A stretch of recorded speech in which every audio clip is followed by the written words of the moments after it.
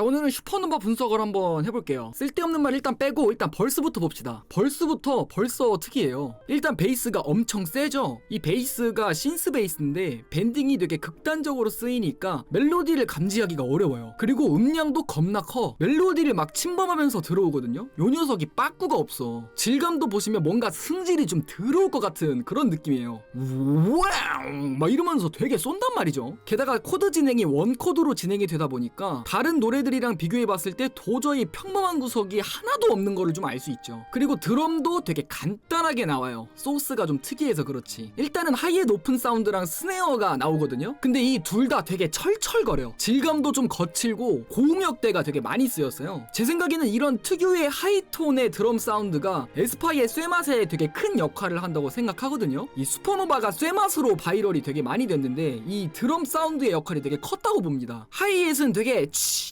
이런 사운드 나오고 스네어는 되게 촤 막 이런단 말이야. 되게 시원시원하면서도 뭐랄까 좀 쇠맛 같은 게 느껴지지 않아요? 그 다음에 이제 프리코러스가 나오는데 귀에 확 들어오는 멜로디 라인이 이제서야 나오죠.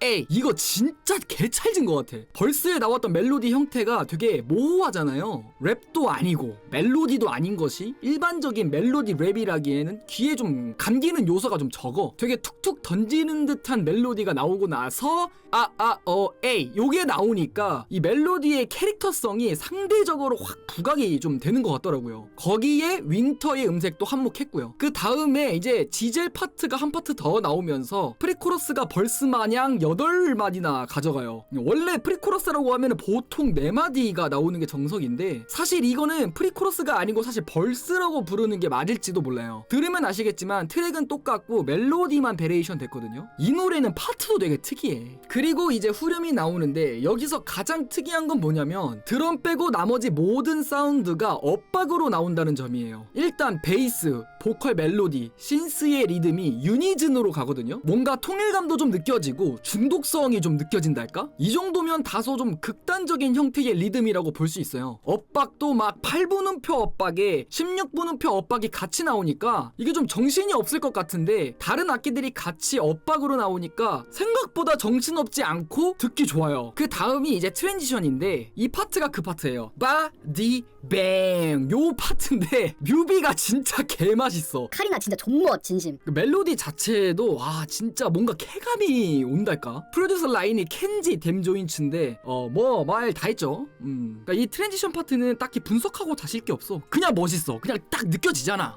뭘 분석을 해. 그 다음에 이제 바로 2절 벌스가 나오는데 이게 또 특이한 게 1절 벌스랑은 베이스 빼고 다 달라요. 원체 멜로디랑 드럼 패턴이 달라버리니까 이게 벌스라고 부르기도 좀 애매하더라고. 그래서 그냥 뉴벌스라고 부르는 게 어떨까 싶어. 그리고 이 파트에서 이자 종결이라는 가사가 나오는데 금융권에서 쓰는 그 이자 아니랍니다. 예. 네, 뭐 그냥 그렇다고요. 그리고 여기서 신스 패턴이 나오면서 점점 빌드업이 되거든요. 이 패턴이 프리코러스랑 그 뒤에 코러스까지 계속 발전하면서 계속 나와. 그러면서 되게 신비로운 느낌을 주는데 미지의 무언가를 좀 쫓는 느낌이 들더라고. 그러니까 되게 신비로운 느낌이야. 2절 코러스의 비트를 자세히 들어보면 1절 코러스랑 완전히 다르거든요. 분위기가 진짜 달라. 이거를 비교해보면서 듣는 맛도 있어. 그 다음에 이제 브릿지가 나오는데 이제부터 완전히 신스 파티야. 분위기가 죽어서부터 시작을 하는데 사실 그렇게 죽진 않아. 왜냐면은 새로 듣는 신스가 나오기 때문에 분위기는 죽었지만 흥미로운 느낌이 계속해서 이어져요. 그리고 그 신스 패턴에서 나오는 사운드가 에스파의 쇠맛의 궁극체인 되게 쏘는 듯한 신스가 나오거든요. 반복적이면서 다양한 신스가 이 노래를 점점 클라이막스로 빌드업을 시킵니다. 그 다음에가 진짜 리얼인데 브릿지에서 빌드업을 시켜가지고 한 템포 브레이크를 주고 분명히 터져야 될 분위기에서 갑자기 프리코러스가 나와요. 난데없이. 근데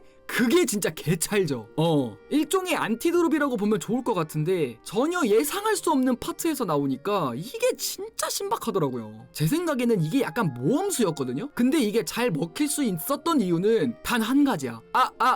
에이 이 멜로디가 찰지다. 그래서 좋았다 라고 밖에 설명할 길이 없어. 진짜 이 멜로디가 그만큼 사기라는 거죠. 그런데 그 멜로디가 그냥 나오냐? 아니 그 전에 나왔던 멜로디에서 또 베리에이션이 돼가지고 점점 또 진보하면서 나가거든요. 그러니까 전에 나왔던 형태의 멜로디가 복붙되는 게 아니고 뒤에 나오면 나올수록 점점 베리에이션이 되면서 나온다는 게 이 노래의 디테일이 얼마나 살아있는지가 좀 입증을 하는 그런 파트인 것 같아. 그 다음에 이제 후렴이 한 파트 더 나와요. 여기는 이제 흔히 왕사비라고도 부르죠. 이 왕사비에서는 날신스에 가까운 사운드가 나오거든요. 이 사운드가 SEM의 2, 3세대 그룹 노래들에서 많이 들을 수 있는 그런 사운드였거든요. 예를 들면 뭐 샤이니, 엑소, FX, 레드벨벳까지 해당 신스 사운드의 사운드와 패턴을 자주 차용했었는데 여기서 들으니까 진짜 반갑기도 하고 에스파가 SM의 계보를 제대로 잇는다는 생각이 들더라고요. 그리고 이 신스 사운드 자체가 색깔이 워낙 강해가지고 차용하기가 좀 힘든데 슈퍼노바의 컨셉을 생각하면 충분히 담고도 남았다